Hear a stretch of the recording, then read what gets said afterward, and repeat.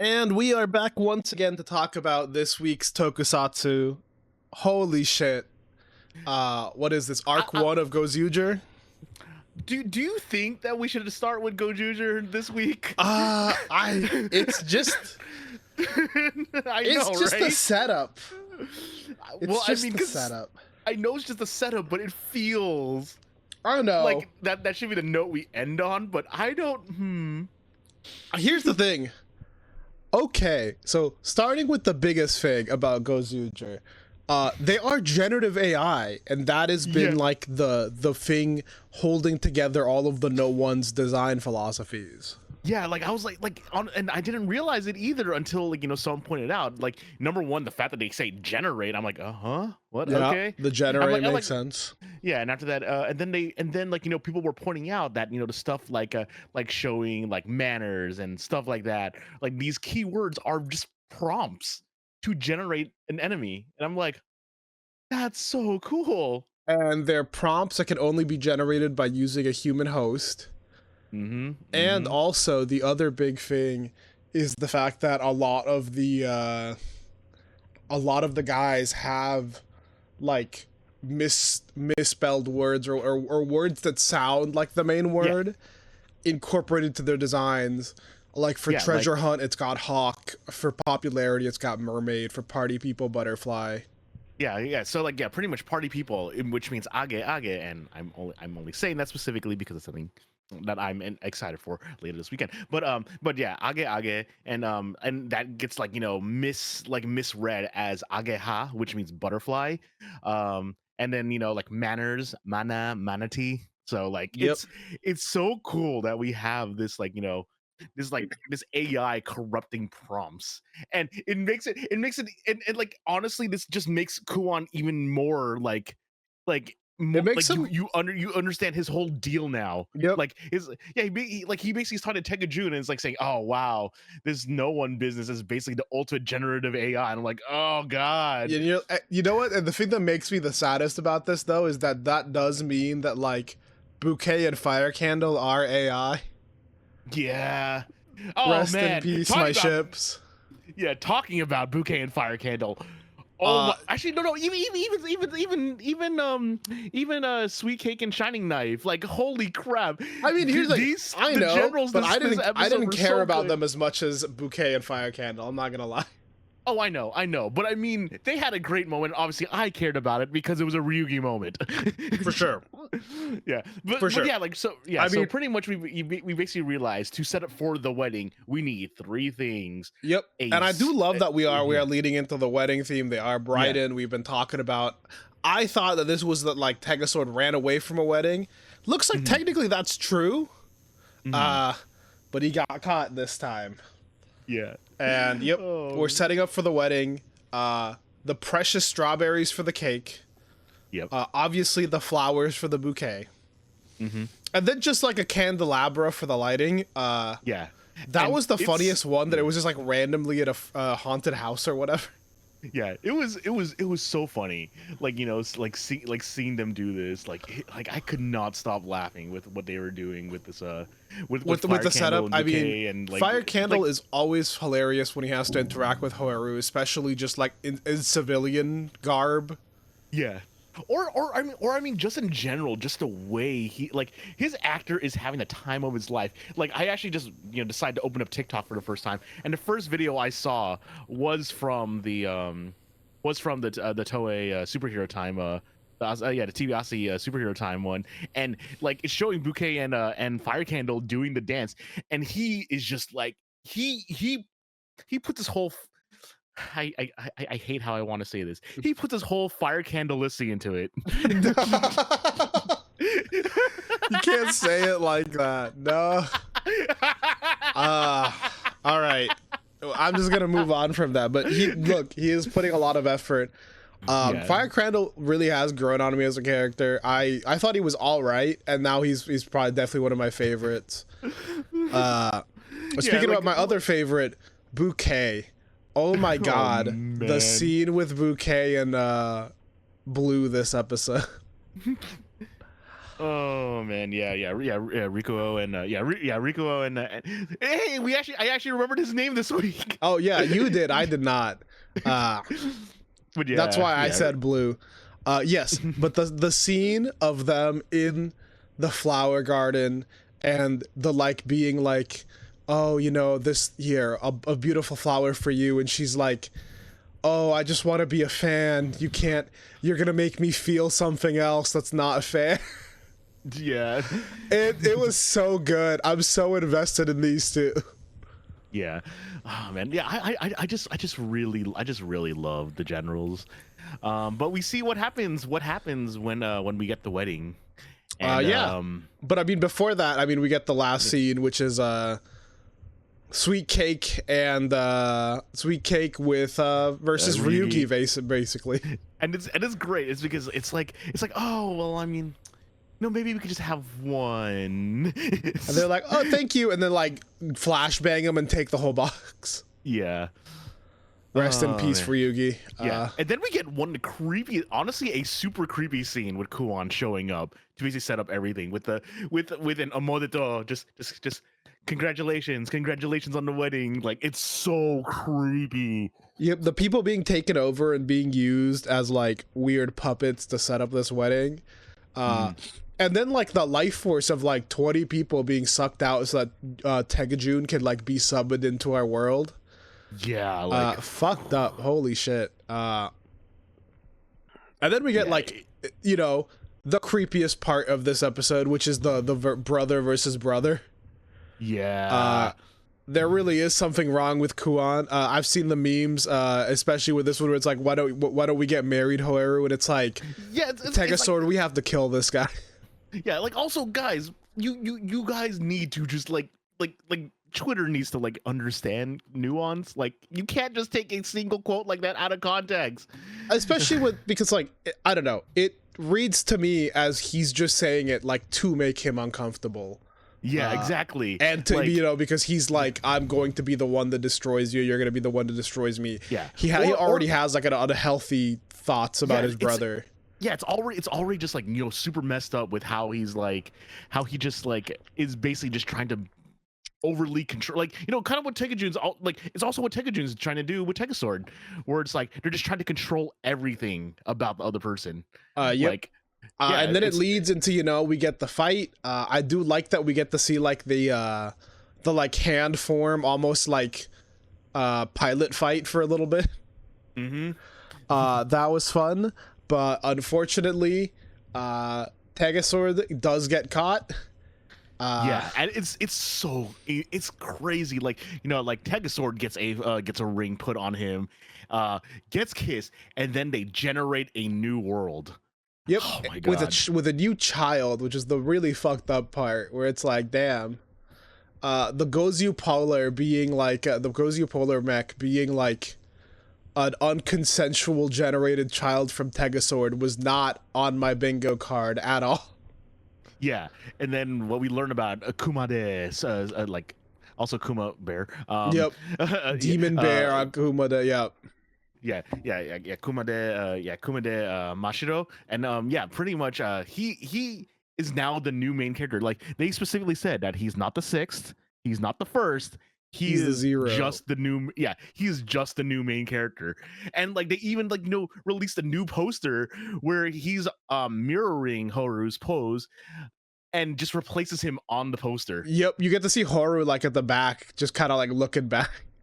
Yeah, it's crazy. It looks like we're getting a little bit of like the same thing that happened with Jeremy, where he introduced himself and it's like, actually, I was the main character the whole time. Yeah, that was good. We actually do get to see this new world version of the Gozyugers, and I am so excited. Yeah, Ryugi looks like he's just a little guy. I don't know what is going on with Sumino and Ryugi. All of them look like they're dealing with some very different things.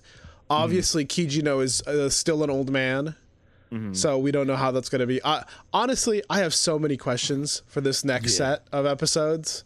I mean, I'm hoping we just get them started to get answered at the very beginning.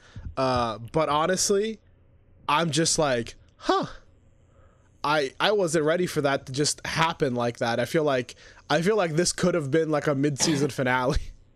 Yeah, no, but like that, like it's crazy. Like, you know, like they just say, yeah, villains win first round, have fun. But what I'm really hoping for, I hope they kind of do a bit of a shot for shot remake of the first episode, except with Mashiro. I kind of want this to happen, and then when Haru, like, you know, shows up, it's like, oh, what? Yeah, No, this is I'm wondering what route they're gonna go with this. I do like that they called him like the 0 member. That way, it's no longer 6 Gozyugers. No, it's 5 and 0, so it's 50. Yeah. Oh my god, it's like it's fun. So it's fun cool. toku math, as the kids say. Yeah. And as I am now laughing, it's like, man, and no, his children got hands. Oh, they do. Incredible hands. If I'm to say anything here. Yeah. Also talking about Toku Math, yeah, it's a new month, so Toku Stats is now doing Gozyuger, and oh man, I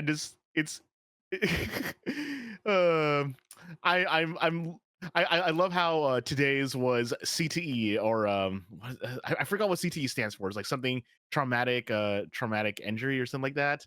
Oh no, there it is. There's chronic traumatic and encephalopathy. It's what football players get because they tackle too much and they hit their head too much. But yeah, it's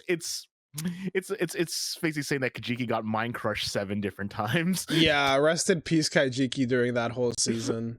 Kaijiki, our goat. Yeah, I mean, yeah. Talking about goats. Yeah, we love this. We love this. Yeah, honestly, really. Like, here's the thing. I don't have a lot to say about this episode because this episode really is going to like. This depends on what happens next, you know. Because if the stuff that comes after this is awesome, I'm gonna be like, well, this episode was awesome, and then if the stuff after this sucks, I'm gonna be like, ooh, okay, this is where we kind of went downhill. So. Yeah. I enjoyed it. It was a really fucked up battle, and just the Gozyugers just like losing. Honestly, is a fun concept. So I'm here's the thing. I've enjoyed the show so far. I assume I'm going to continue to enjoy it. So I'm assuming that whatever we get next episode is going to be great. If you know, insane. Yeah. Oh, but with that, I guess we are back to a regularly scheduled Hanto suffering a little bit. Yeah. Oh man. You know, kind of like what we did with Gozyuger. We might as well start with the big thing here, where it's Hanto realizes that he may not be able to go through with his revenge potentially this episode, or well, I mean, we don't know. It's rough. Yep, I love this. To be fair, writing wise, I adore this. We finally come back. We find the guy who took Hanto's mom from him, and he is the one like reformed Granute that we found who seems to be living well in society and who has like a surrogate father role in a kid's life because he's one of the workers, you know, who works at his sweet store. And he's someone who learned the joys of like regular sweets, which is probably why he left the Stomach Corporation in the first place. Yeah. And which is one of the reasons why, like, it's just like really rough to see it, because like they did a really good job introducing this character. Like, you know, he's very low key. You know, he basically is just shown to be, you know, very loving. He's very open to, like, you know, let's say, oh yeah, you know, let's revitalize our sweet shop by, like, you know, let's go to the zoo. Let's go look at animals. And he was always taking care of the kid. And then this kid adores him. And then as the kid is in danger, that's when he throws himself in to make sure he can protect them. And that's when we see that he's a Granute and that, you know, he's the very specific Granute. And I fucking love that they ended it on this and that he was like, I have to get the young master back home. I'm not going to run away. You know, you could come after me later, but I can't. We got to get him help first. Yeah. That was so cool and so good. And all I can think of is like, oh, Hanto, you can't kill this guy. Exactly. Like, it's gonna be so hard to see. Like because he's gonna want to. He wants to right now. He so wants bad. To. And like this is honestly the worst situation that Hanto could have been put in. They were like, you will worst. have character development. Fuck you. Like, he's already had enough character development. Like, if this were episode 1 Hanto, he would have shot him, no questions asked. Oh, but he absolutely. learned from Lakia and Shoma that, you know, that Granz can reform. And it's just like, oh, ooh, boy. It's like, is it fair for me to take away this dude's parent? Like, it's gonna be something like that. Yeah, I was gonna say, if I get my revenge, I'm doing to this kid what happened to me, basically. Because, you know, he's not his dad, but he's kind of like his surrogate dad. His dad's gone. He helps the sweet chop. So honestly, I love this. This is great. This is a fantastic development. I love this, like, storytelling wise. And I love this as a setup that, like, cool, Hanto, you had a lot of physical suffering. Now it's time for some more emotional suffering. Yeah, it's rest in peace. And like Shoma, I think, like, Shoma doesn't like well, I mean, I don't think Shoma actually says anything, but like, he just looks like they basically just had him just stand there shot. He's like, oops. Yeah. Yep. Also, like, I do love that man, the beginning of this fucking episode with let's go back to basically the non-Hanto stuff. Jeeb. Oh my god, dude. Glotta and Jeeb this episode. The just like, you're the one who sent them out there. You got them killed. Are you gonna kill me too, huh? Is this what you wanted? And Jeeb is just like crying, like, no, I didn't think, you know, Longo would die. It's so sad. It's so heartbreaking just to have, you know, his wife show up and be like, hey, you leave him alone, you know, like, you can't touch him. He still, you know, belongs to me or whatever. And I fucking love, I saw some, I think I sent you the tweet, but some other basic translations of, like, the thing that Glotta says when she's leaving, which was like, have fun with your bitch ass wife. Oh no, you haven't sent me that one yet. No, I sent it to you. Scroll up on the Discord. It's the Flame subs. It's the do you think you can give me a second opinion on this line? I assume it's Glotta saying it. It is. The vibe should be something like, yeah, fuck you, go have fun with your new bitch wife. Man, good, great translation, great vibes. Glotta looks so hurt. Yeah. And so I'm wondering if this is when we're going to see more of her. Because unfortunately, Glotta is one of those characters that's been kind of sidelined by the narrative. We have not seen her since, like, what is it, like, episode, like, early 20s? Yeah. So, oh, man. All of the family drama with them is so good. But also just, you know, setting up, you know, his new wife to be like, all right, Jeeb, do your best. I'm getting bored. Yeah, and then pretty much should we even address the leaks that we found out? I don't remember what the leaks were, so if you want to. You don't know, I'm not gonna say it then. Okay. Yeah, most because it's definitely something that we're going to enjoy, but also something that we're gonna be sad about enjoying. And I'm not gonna say what. Oh, you probably have already gotten a hint at, but yeah. No, I don't like this. Yep, and I'm gonna hide that from you until it happens. Oh, I am cursed. I am cursed with knowledge. Rest in peace, my beautiful pudding man. Oh man. Well, but yeah. No, this is not how I wanted to find out, but I guess it's better than me finding out mid-show, because I will cry. I mean, I'll probably cry anyway. Well, people are realizing that certain leaks are true because we see Jeeb with the with the new stick driver, yeah. Baki stick, yeah. So pretty much because we see that, people are realizing that, yep, okay, this is one of the downsides of them filming things way earlier. Okay, we know what's happening. Yep. All right, well, I'm gonna try to avoid thinking about that, but it is cool that we get to see, a Jeeb fight, and honestly, Shoma just walks him. Not much more to say. We get another showing of Sorbet. Some cool stuff with, like, the caramel friend this time, because it was the quote-unquote, like, Sorbet, like the ice cream cake with the ice cream sword. I do love that the sword and, like, the little friends are still kind of relevant. And I love how much he's easily, like, demolishing Jeeb. And then oh god, I forget what the Grand Princess name is. Lizette. I love how she shows up and, like, effortlessly blocks everything, and it's like, okay, I need him alive, so actually we're gonna stop right there. Yeah. Which is still just showing us how menacing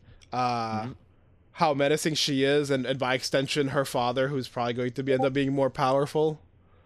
Yeah. Also the walk off. Like, I mean, the suit actor 4G right now, like basically, like, it's like she basically just extends her hand without even looking at him, just for him to take it. So that and the best part is like the actress for Giselle, like, you can tell during that fight she looks bored.